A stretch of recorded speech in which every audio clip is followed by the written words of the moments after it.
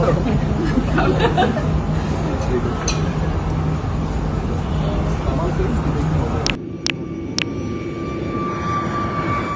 Chairperson Khaleda জিয়াকে উন্নত চিকিৎসার জন্য বিদেশ নেওয়ার তারিখ আবারও পেছানো হয়েছে। বিএনপির পক্ষ থেকে তাকে বিদেশ নেওয়ার বিষয়ে শুক্রবার সকালে নতুন তারিখ বলা হয়েছিল ৭ ডিসেম্বর। পরে রাতে জানা গেছে সে তারিখ পিছিয়ে সম্ভাব্য যাত্রার তারিখ ঠিক করা হয়েছে ৯ ডিসেম্বর। এই তারিখও পেছাতে পারে।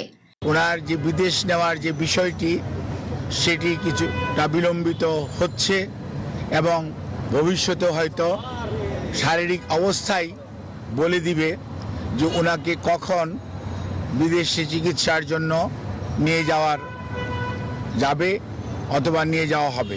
খালেদা জিয়ার চিকিৎসা ও বিদেশ পাঠানোর বিষয়ে অবগত একটি সূত্র জানায়, খালেদা জিয়ার শারীরিক অবস্থা বিবেচনা করে তাকে বিদেশ পাঠানোর পরিকল্পনা আরও 2 দিন পিছিয়ে ৯ ডিসেম্বর করা হয়েছে।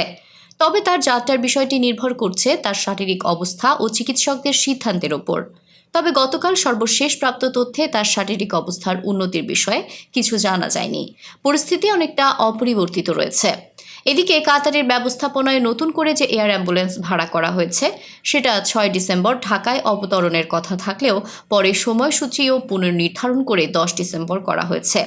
এদিকে খালেদা জিয়াকে লন্ডনে নিতে কাতারের আমিরের পক্ষ থেকে একটি বিশেষ এয়ার অ্যাম্বুলেন্স পাঠানোর কথা ছিল ঢাকায়। কারিগরি ত্রুটির কারণে সেটি পাঠানোর ক্ষেত্রে জটিলতা তৈরি হওয়ায় বিকল্প হিসেবে দ্রুত একটি ভাড়া করা এয়ার অ্যাম্বুলেন্স পাঠানোর ব্যবস্থা করেছে কাতার সরকার। গুরুতর অসুস্থ বিএনপির চেয়ারপারসন খালেদা জিয়াকে উন্নত চিকিৎসার জন্য বিদেশে নেওয়ার বিষয়ে কয়েকদিন ধরেই আলোচনা চলছিল।